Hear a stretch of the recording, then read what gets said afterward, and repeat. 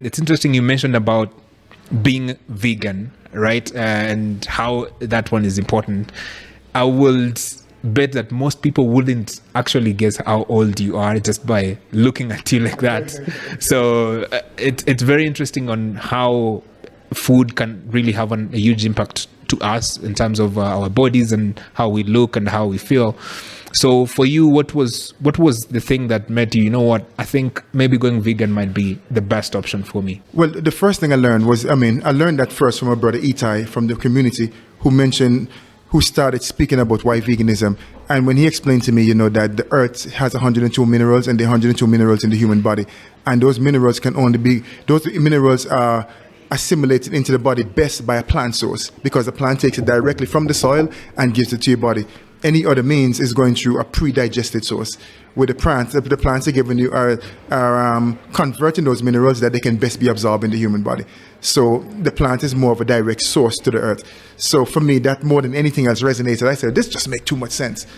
Because so then for me, you know, and you know my song, The Veggie Man, I said, "I no want no moo, I no want no me," and all of that, you know. But for me, it was like, why go through the middleman when the rhinos, the cows, the goats, the sheep, and even some of the strongest animals, you know, some of the biggest ones. When you look at the buffalo and the hippo and the rhino and the giraffe and the elephant, they're all herbivores.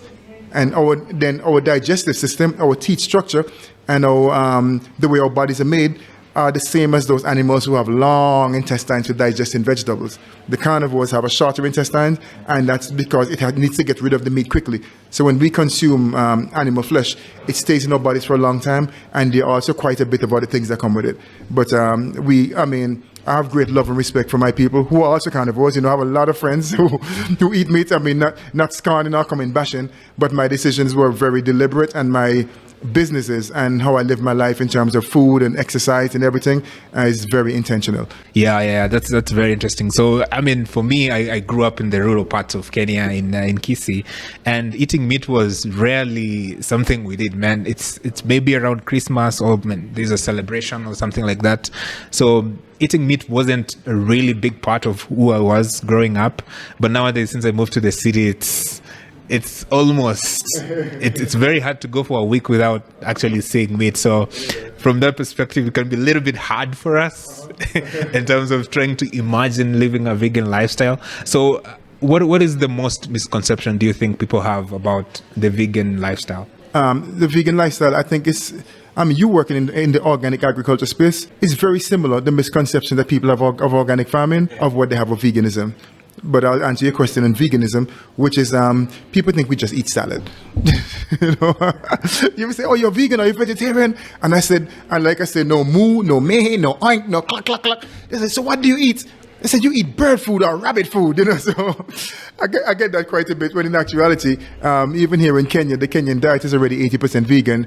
The ugali, the duma, the skuma, the spinach, the terere, you name it, and I'll go down the list. I mean, the sweet potatoes. I'll go down the list of the indigenous stuff and all the different. You have a wide variety of grains and beans and different vegetables here, like a big variety. So someone cannot imagine, for example, that we have a spread of 6-7 different dishes on a plate and they're all vegan.